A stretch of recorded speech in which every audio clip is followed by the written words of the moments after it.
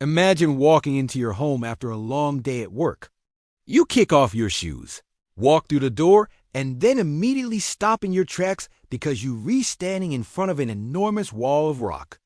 The ceilings stretch further than you can see with a single glance, and the air is cool to the touch.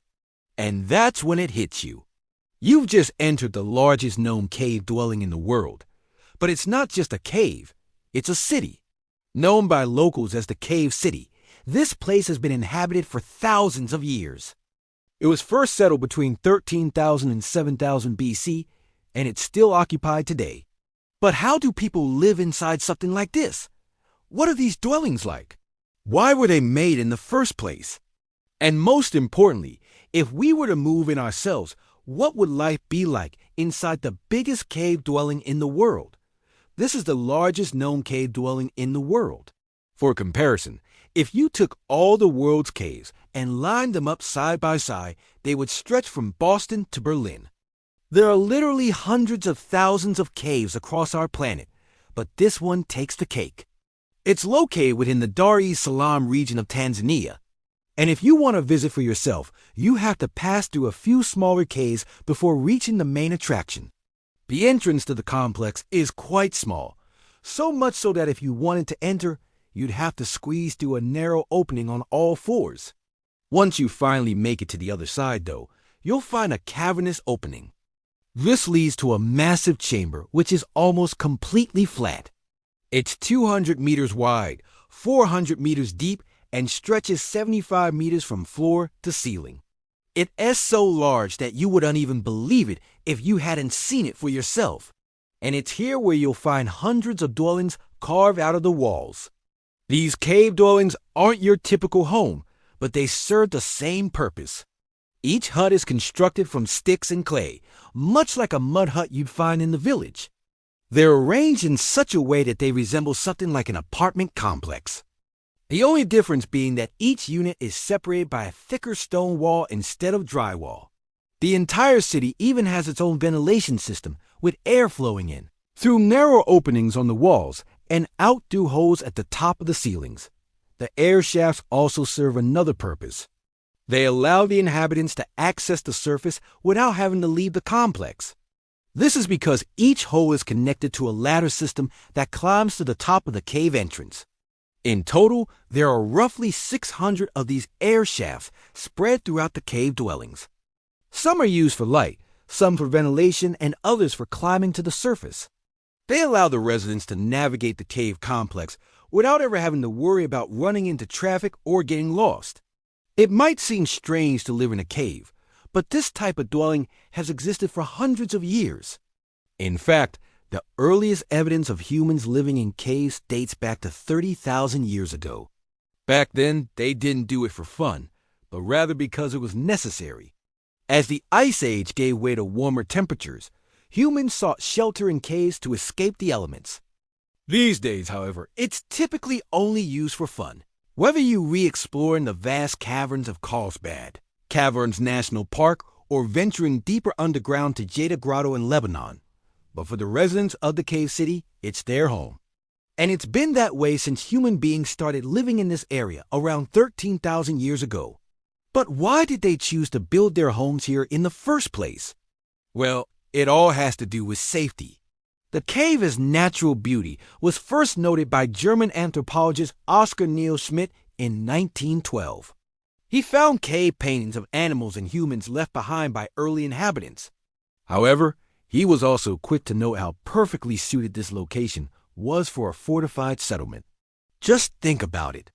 If you wanted to invade this place, you'd have to traverse a narrow opening. On top of that, you'd have to climb down a steep hill before you could even reach it. Once inside, there are dozens of choke points and narrow passages. Not to mention the residents could block the entrances with rocks and boulders, turning the cave into a sort of natural fortress. This explains why it was occupied for so long and why it continues to be used as a dwelling even to this day. But don't let the cave's defensive capabilities fool you. It's not a war zone. The huts are beautifully crafted and decorated, complete with furniture and supplies. They're simple by modern standards, but that doesn't mean they're not comfortable.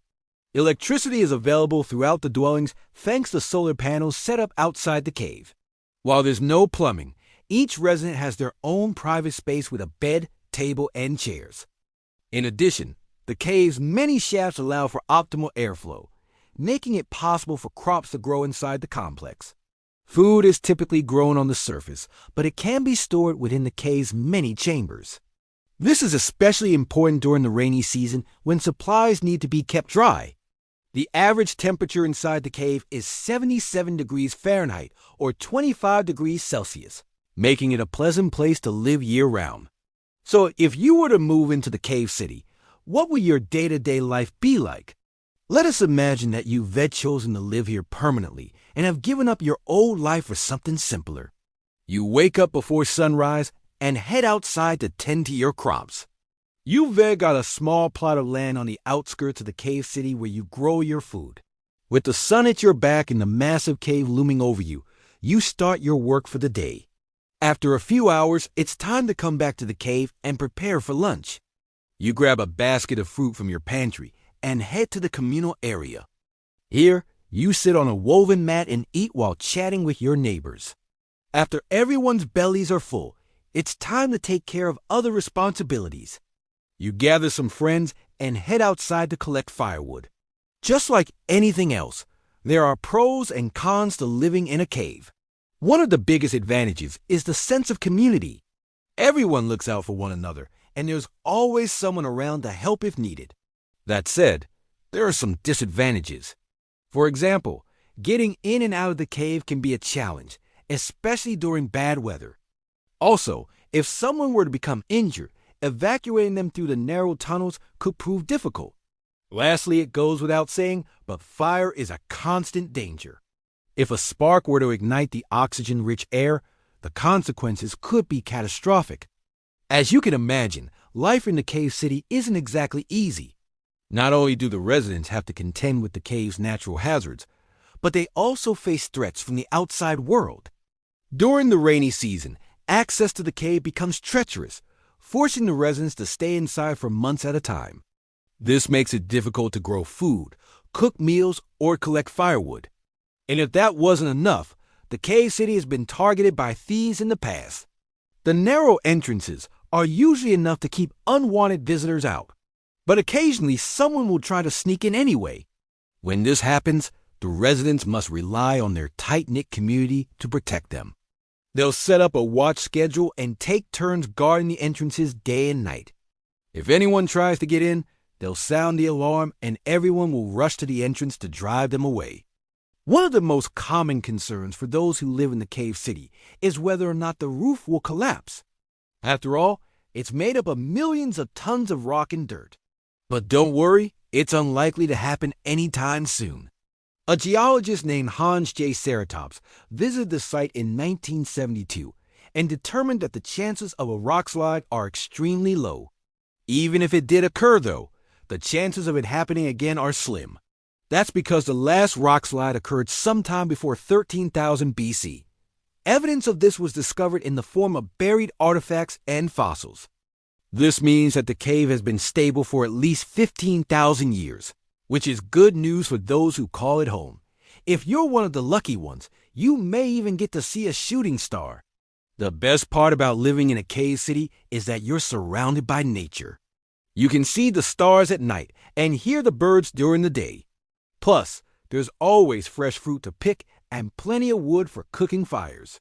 So if you're looking for a change of pace, consider moving into a cave city. It may not be easy, but it's definitely an adventure.